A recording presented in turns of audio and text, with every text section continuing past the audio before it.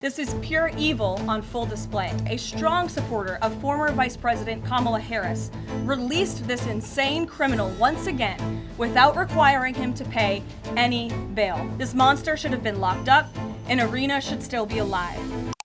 Thanks for being here. Another packed room. It's good to see. We'll begin with a scheduling update today. President Trump will commemorate the 24th anniversary of 9/11 on Thursday with a visit to the Pentagon Memorial in the morning, followed by an appearance at the New York Yankees game at Yankee Stadium in the Bronx on Thursday evening. Next week, as you all know, the President and the First Lady will depart for their historic state visit to the United Kingdom on Tuesday, and they return to Washington on Thursday. Today, I would like to address the tragedy that has not received nearly enough media attention, the brutal murder of Irina Zarutska. Here are the facts that many outlets have shamefully and intentionally failed to report until President Trump drew attention to it. On August 22nd, Irina Zarutska was stabbed to death on the rail system in Charlotte, North Carolina, by a savage career criminal. This is a public transportation system that many in the area use every single day to go to school and work. Irina was on the train that night traveling home from her job at a pizzeria, still in uniform from her shift. This beautiful, innocent 23-year-old young woman was a Ukrainian refugee who had recently fled her country for a chance at a safer life and a promising new beginning here in the United States of America. But tragically, a public transportation system in a major American city was more dangerous than the active war zone that she left. The President and the entire White House are praying for her family and friends during this unimaginably difficult time.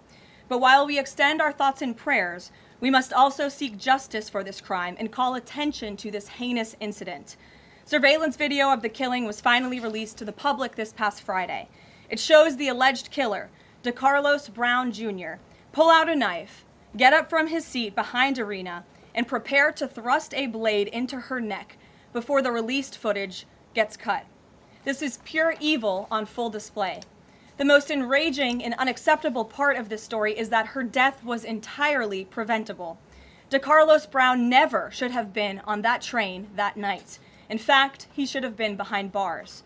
DeCarlos Brown has been charged with crimes no fewer than 14 times, dating back to 2011, including for armed robbery, felony larceny, breaking and entering, and shoplifting. Brown had previously served 5 years in prison for a robbery with a deadly weapon charge, and he had also forfeited bonds 3 different times, twice in 2014 and once in 2023. Despite all of this past documented criminal history, when Brown was arrested yet again in January of this past year, a Democrat judge, who I will add was a strong supporter of former Vice President Kamala Harris, released this insane criminal once again without requiring him to pay any bail. He simply had to sign a written promise to return for his court hearing. Think about how crazy it is to ask a career criminal, someone who by definition repeatedly breaks the law, to just sign a written promise and come back again another day. This is madness. This monster should have been locked up, and Irina should still be alive. But Democrat politicians, liberal judges, and weak prosecutors would rather virtue signal than lock up criminals and protect their communities. And perhaps most shamefully of all, the majority of the media, many outlets in this room, decided that her murder was not worth reporting on originally because it does not fit a preferred narrative. Many of the journalists in this room spilled plenty of ink trying to smear Daniel Penny for defending a subway car from a deranged lunatic in New York City, but none of those same reporters lift a finger to write stories about an actual murderer. Here's the truth that every American must know. Too many innocent people across the country continue to pay the price of the failed experiment known as cashless bail that has been championed by the Democrat Party for years. All the way back in 2020, North Carolina's then Democrat Governor Roy Cooper established a so-called task force for racial equity in criminal justice. Sounds nice, but it's not. That task force was co-authored by then Attorney General and current Democrat Governor Josh Stein. It recommended, quote, reimagining public safety to, quote, promote diversion and other alternatives to arrest. It also advised to de-emphasize some felony crimes, prioritize, quote, restorative justice, and eliminate cash bail. Democrats in North Carolina and nationwide are consumed with pushing a woke, soft-on-crime agenda, no matter how many innocent Americans suffer as a result. Instead of aggressively prosecuting and locking up violent criminals, the Democrat-backed cashless bail approach lets these criminals roam free in our country to offend again and again. These reckless policies have turned too many of American cities into hunting grounds for career criminals who mock our justice system, drain law enforcement resources, and wreak havoc on law-abiding citizens. Enough is enough, and that is why President Trump is doing everything in his power by taking action to undo these absurd policies.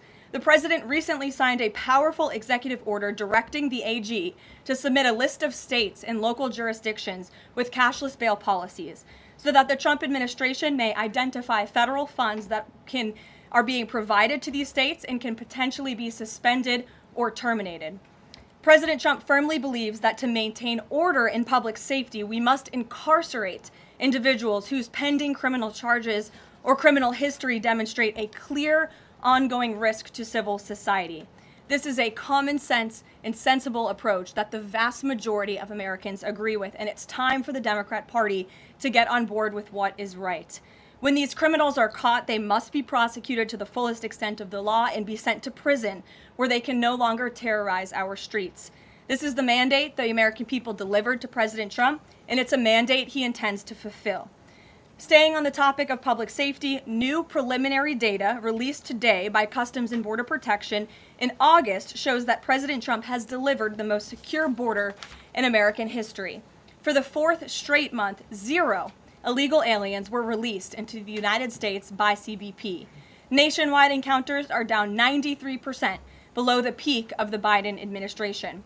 Border Patrol apprehensions on the southwest border in the entire month of August were less than what was apprehended in 4 days in August 2024 under the Biden administration. President Trump has ended disastrous Biden illegal alien invasion, and he sealed our border in record time, keeping this central promise he made to the American public. Gabe.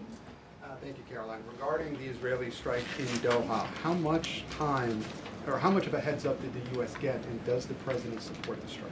Sure. Well, I have a statement to read for all of you with respect to the Israeli strike in Doha, and here it is. This morning, the Trump administration was notified by the United States military that as Israel was attacking Hamas, which very unfortunately was located in a section of Doha, the capital of Qatar. Unilaterally bombing inside Qatar, a sovereign nation and close ally of the United States that is working very hard and bravely taking risks with us to broker peace, does not advance Israel or America's goals. However, eliminating Hamas, who have profited off the misery of those living in Gaza, is a worthy goal. President Trump immediately directed Special Envoy Witkoff to inform the Qataris of the impending attack, which he did. The president views Qatar as a strong ally and friend of the United States and feels very badly about the location of this attack. President Trump wants all of the hostages in Gaza and the bodies of the dead released, and this war to end now. President Trump also spoke to Prime Minister Netanyahu after the attack. The Prime Minister told President Trump that he wants to make peace, and quickly. President Trump believes this unfortunate incident could serve as an opportunity for peace. The president also spoke to the Emir and Prime Minister of Qatar and thanked them for their support and friendship to our country. He assured them that such a thing will not happen again on their soil. And to be clear, the president disagrees with the location of the strike, and that he passed that along to Prime Minister Netanyahu. The president just confirmed that in the statement that I just read to you, which I spoke with him about before coming out here. Reagan. Thanks, Caroline. I have 2 questions for you on crime crackdown. Sure. Democrats have tried to argue that red states have higher crime rates while overlooking problems of high crime in blue cities. I'm wondering if the president would consider working with red state governors to fix high crime in blue cities like in Memphis, Tennessee. So first of all, I want to get to the premise of your question, Reagan, which is being pushed by Democrats, that there is crime in red states. Of course, there is crime in all states, but the crime in these cities is all in cities that are run by Democrats. If you look at the list of the top 20 high crime cities in the United States, every single one, with the exception of one in Louisiana, is run by a Democrat. And these Democrats have supported the same policies that I spoke about at the beginning of this briefing, like cashless bail. If you look at a red state, Mississippi, but a Democrat-run city in that state, Jackson, in 2019, Jackson, Mississippi eliminated cash bail for virtually all misdemeanor cases. And while Jackson is not formally a sanctuary city, the state of Mississippi formally banned sanctuary cities, and this city has acted as a de facto sanctuary city for criminals and illegal aliens since 2017. Same thing, Birmingham, Alabama, a Democrat-run city in a red state. In 2017, the Birmingham City Council unanimously passed a resolution, quote, committing to establish sanctuary policies. So if you actually look at the facts from these Democrat-run cities, these are cities that are run by Democrats and by by members of the Democrat Party. These are blue cities, and they have all supported these disastrous policies which allow repeated career criminals back onto the streets to further commit acts of violence. And so to answer your question, yes, the president wants to work with anyone across this country who wants to end these horrible policies and to bring law and order to our streets. And I think that is proven by his tremendous cooperation with the mayor of Washington, D.C. and our nation's capital. And just look at the results of that. And I do have some updates for you on the D.C. crime crackdown if anyone is interested. There have been a total of 2,177 arrests made since the start of the operation on August 7th. Bloomberg. Thanks, Caroline. The president says, he plans to speak with Putin soon. Can we expect a phone call between the two leaders this week? I don't have any phone calls to read out between you, the president, and any other foreign leaders. Ed. Thanks, Carolyn. I want to ask about the benchmark revisions that came out. If you look at the revisions between March of 2024 and March of 2025, and you do a little math, it averages out to 73,000 jobs roughly per month added to the economy, less than what was thought. When can we expect the Trump administration, now their policies are rolling out, for that increase, that average to increase? Well, let me just say something about the revisions that came out this morning. And this was one of the biggest revisions in absolute terms in decades. And the benchmark year, March 2024 to 2025, shows that the job growth was vastly weaker during the Biden administration than ever previously reported. Between this revision and last year's, job growth was actually overstated by approximately 2 million jobs. And the Biden administration stood up here and vouched for that data and told you that data was real. And when President Trump calls into question the veracity of that data, like he did before he took the oath of office and even now as President of the United States, he was ridiculed for that. And turns out this revision proves two things. Number one, the president was right. And this is why we need new leadership at the Fed. And this makes it very clear that President Trump inherited a much worse economy by the Biden administration than ever reported. And it also proves that the Federal Reserve is holding our monetary policy far too restrictive. Interest rates are too high. The Fed needs to cut the rates because of the mess that we inherited from the Biden administration. Time frame. The president has said a year. Secretary Bessent said maybe the fourth quarter. When can we expect these numbers to increase? Well, first, we need accurate numbers. We need truthful and honest data, which is why the president took the monumental step to try and appoint and confirm new leadership at the BLS so we can have data that we can actually rely on. And that's what the president is doing, and we hope that his nominee will soon be confirmed. Charlie. You addressed the crime of Irina Zurika, and the president has done a lot to deliver justice for victims of crimes like that horrific stabbing. And the Epstein files are back in the news because a lot of Americans feel that that Jeffrey Epstein's victims never got justice. Does the president care about these victims? Do you think he can does he want to deliver more justice for them, and is he willing to meet with them? The president cares about victims of all crimes, and that's why Republicans in the Trump Department of Justice have done more in terms of transparency when it comes to the Epstein case than any prior administration. And why are the Democrats all of a sudden caring about this? It's because they are desperately trying to concoct a hoax to smear the President of the United States. We have seen this time and time again. Ro Khanna and all of these other Democrats, they could have cared about those victims 4 years ago. When Joe Biden was in office, they could have pushed for transparency then. Unfortunately, the Democrats are using victims as political pawns to try to smear and to push a hoax against the President of the United States. And I will get you numbers on the amount of child predators that this administration and this FBI and this Department of Justice have locked up under President Trump's leadership. We have done more than any president to protect victims of crime, especially disgusting, heinous sexual crimes, and that includes the deportation of illegal aliens who are perpetrating these crimes against innocent victims in our country right now today, and that remains a top priority for this administration. Does the president, will he meet with the victims? On the Doha strikes, did the president speak with Netanyahu before they were carried out? Did he urge him to not go through with it, or did they only speak afterwards? Again, I read you a statement. The Trump administration was notified by the United States military that Israel was attacking Hamas. The president directed his special envoy Witkoff to immediately call the Qataris, and after the attack, he spoke to Prime Minister Netanyahu. One more. Behind you. Thank you. Go ahead. About the Epstein case, would the White House support a professional handwriting expert review of the document released yesterday to prove that it's not the president's signature? Sure, we would support that. And in fact, I have already seen many forensic analysts of signatures coming out. I believe it was the Daily Signal that published a piece with 3 separate signature analysts who said that this absolutely was not the president's authentic signature. And we have maintained that position all along. The president did not write this letter. He did not sign this letter. And that's why the president's external legal team is aggressively pursuing litigation against the Wall Street Journal, and they will continue to. Christian.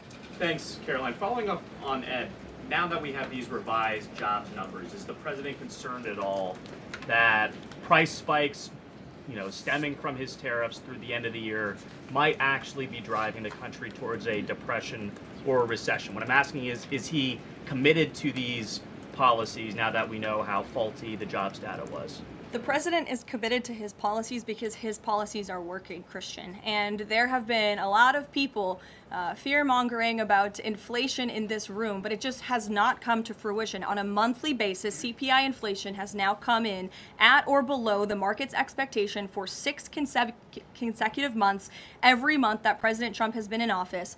Overall, inflation has run at a 1.9% average pace in the president's first 6 months in office. I would have told all of you that in January, you would not have believed me, but those are the facts and those are the numbers. And we also see many other positive signs in economic indicators like real GDP. In the second quarter, it was revised up to 3.3%. That beat the market's expectation.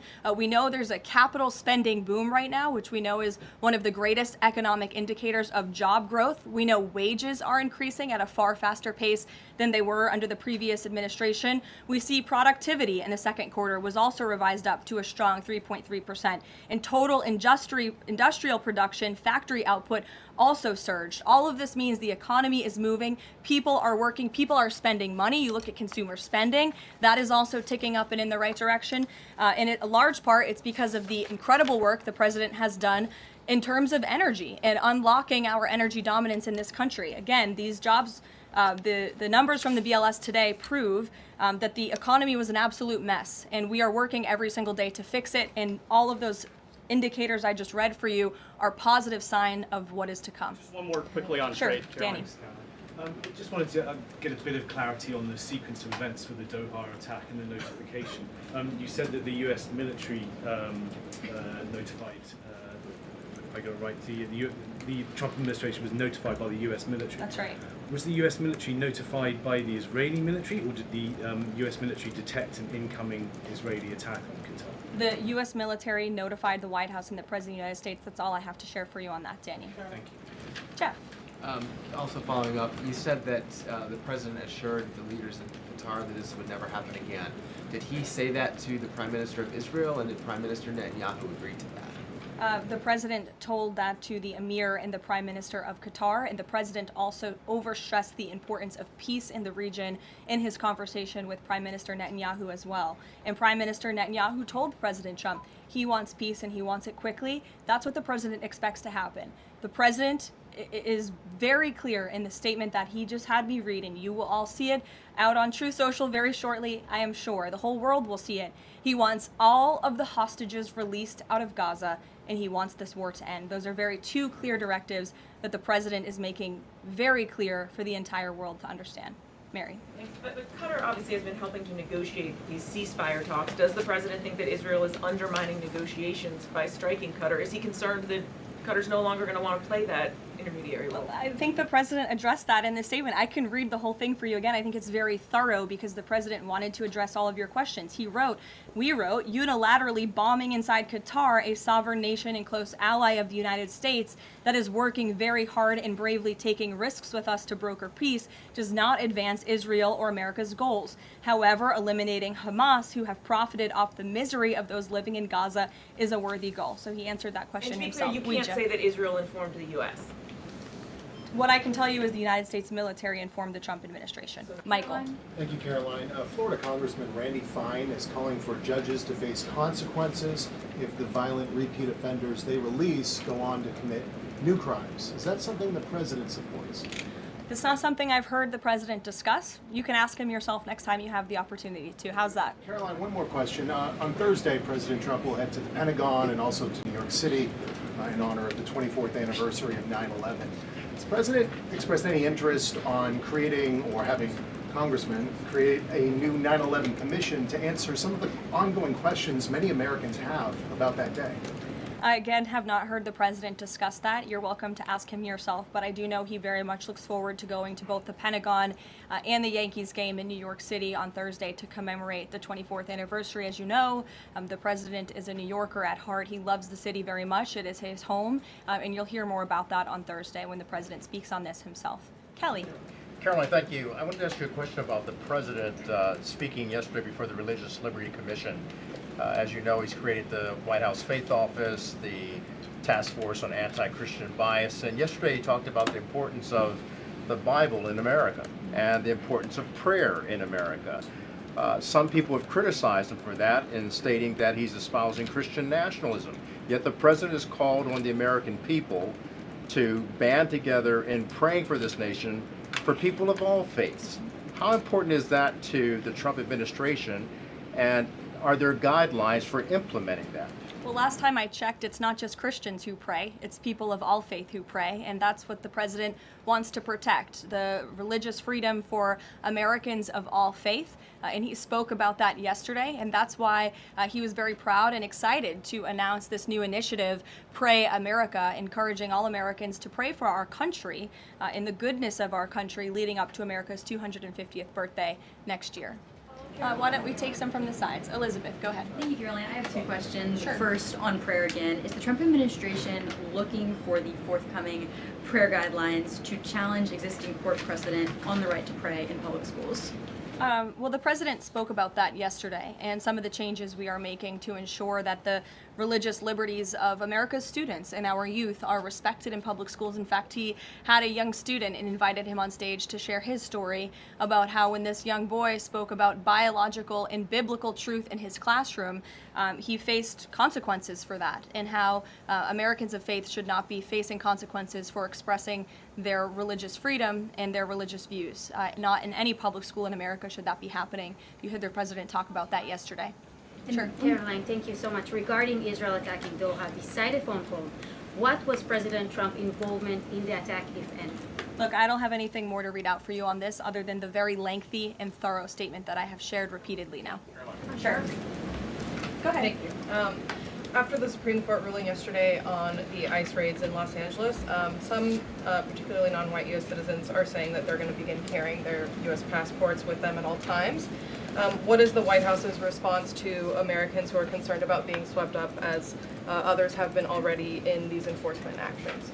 They should not be concerned because this administration is focused on the detention and deportation of illegal alien criminals who broke our nation's immigration laws. And the Supreme Court upheld the Trump administration's right to stop individuals in Los Angeles to briefly question them regarding their legal status, because the law allows this, and this has been the practice of the federal government for decades.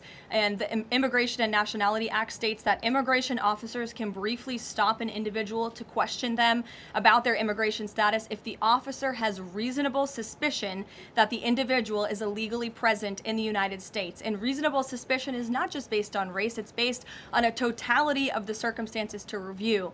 And I will tell you, I spoke to our border czar about this morning. When ICE goes out to conduct a targeted operation to deport illegal criminals from our community, they are doing so with intelligence, they are doing so with law enforcement sources, they are doing so in most cases with the backing of local law enforcement who know exactly where these illegal alien criminals and drug traffickers and drug dealers are hiding in plain sight in American communities. And the men and women of ICE are doing everything they can to not only follow the law, but to enforce the law. And it's about time that has happened, because we had 4 years of an administration who completely ignored and evaded our nation's very clear immigration laws, and the Supreme Court has reaffirmed that.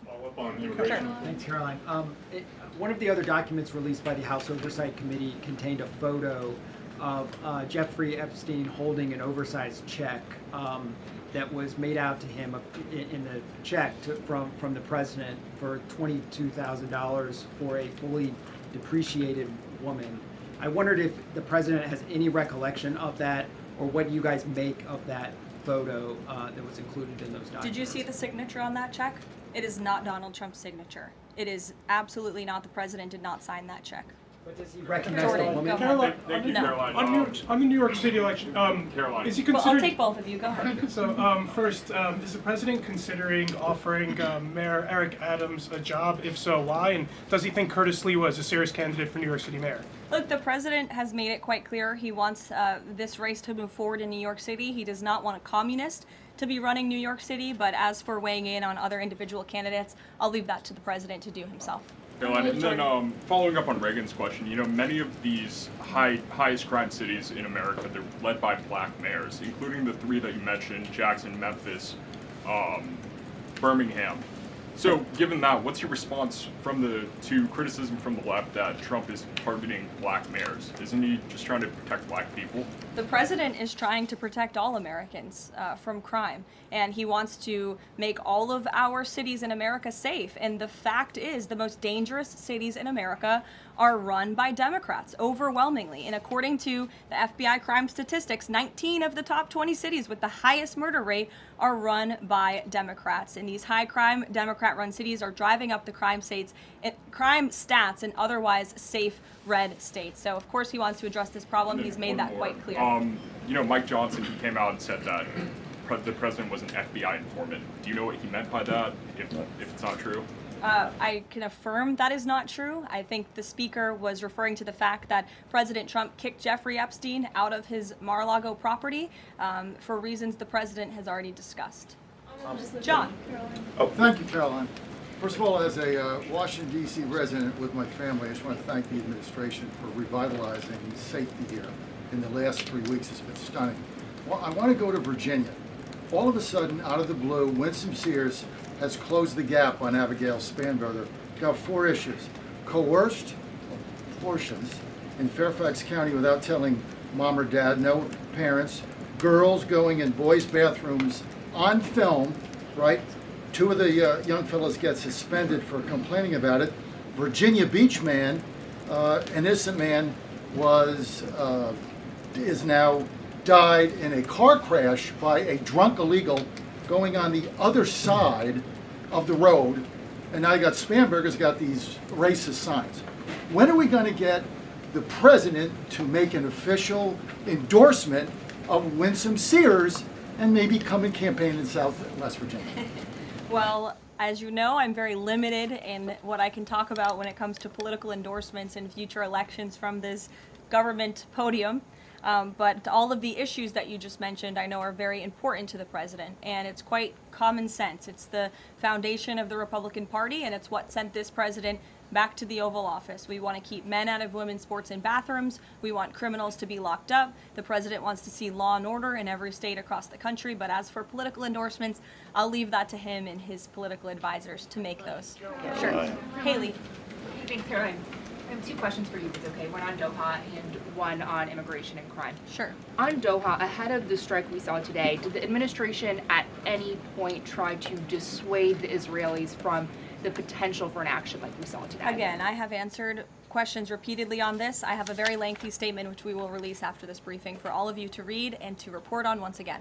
Okay, and then on a case in Maryland, the killing of Dakara Thompson, there are reports that the suspect arrested for her murder was in the country illegally and arrested and released for driving under the influence both in 2022 and in April of this year by U.S. Park Police.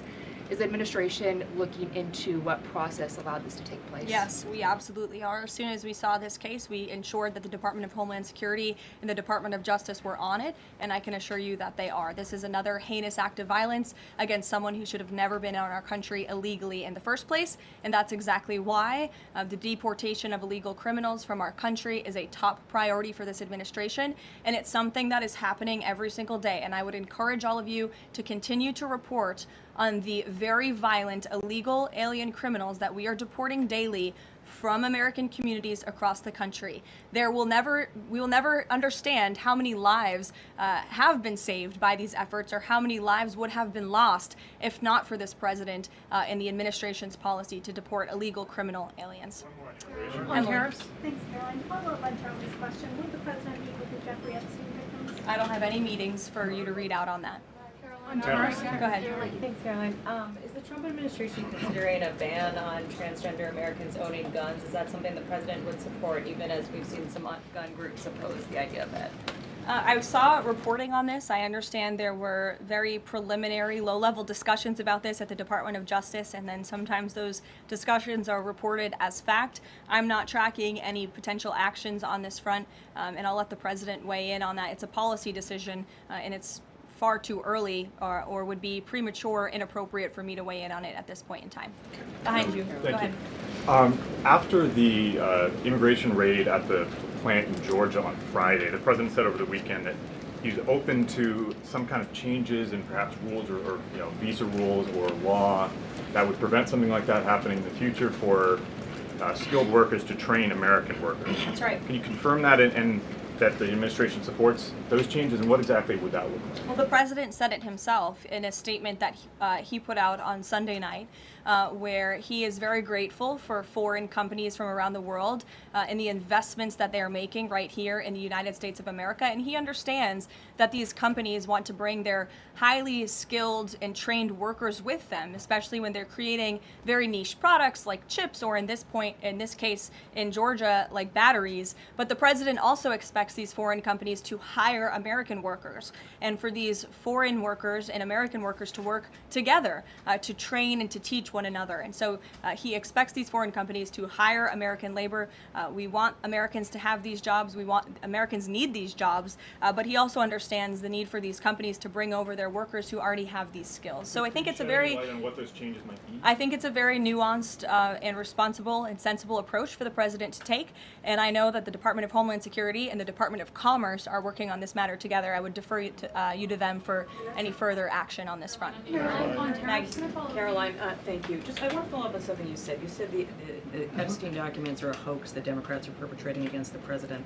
You've said he didn't sign that check, that he didn't sign the birthday card that he allegedly signed. So what is the theory, since these documents came from the Epstein estate?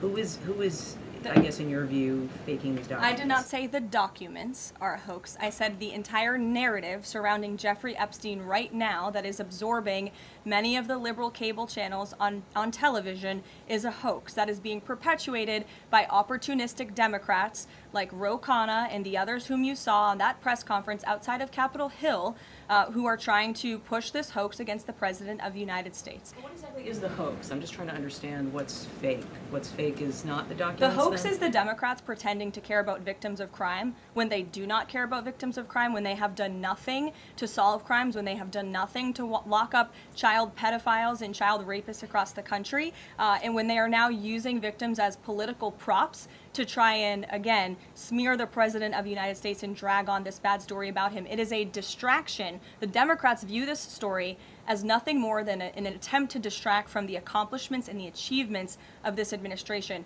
And that is what we mean when we call it a hoax. If he didn't sign these, if you said he didn't sign the birthday card, he didn't do this, he also didn't do the check, those were in documents from the estate. So what is the working theory as to why he's in them? The president has one of the most famous signatures in the world, and he has for many, many years. You know that, Maggie, you've covered him for a long time, long before he assumed this office when he was a businessman in New York. The president did not write that letter. He did not sign those documents. He maintains that position, and that position will be argued in court by his lawyers. The president is very confident he is going to win this case. Carolina. Thank you. Is the president planning to meet with Eric Adams in New York, maybe at the Yankees game? And has he personally talked to him about the race? I am not tracking any meeting with Mayor Adams at this time, but if that happens, I'm sure the New York Post will be one of the first people to know about it. I'll take a couple more questions. Why don't we go to the back? Tom Dempsey with News Nation. Regarding the growing U.S. military News presence... Nation, all the way in the back. Regarding the U.S. military, the growing U.S. military presence in the Caribbean, when asked directly about possible future military action, President Trump responded, "You're going to find out." What could the U.S. public expect with that situation moving forward, and what sort of ongoing threat does Trendeo Agro? I think it would be very unwise of me to preview what the president meant from this podium. But I think what the heart of what the president was saying, I know what the heart of what the president was saying in this administration believes, is that the regime in Venezuela is illegitimate. And it is unacceptable to this president and this administration to traffic illegal, deadly drugs into the United States of America. And that's why the president and the administration took very strong action against a boat and 11 narco-terrorists in international waters, as you all saw. I think that sends a very strong message to drug traffickers around the world. The president will not tolerate it, and the amount of drugs on that boat represents the lives of thousands of Americans that could have been killed by that deadly poison, and we're not going to allow that deadly poison to come into our country. The president will be signing a proclamation in the Oval Office later this afternoon, and we will see you all later. Thank you. Thank you.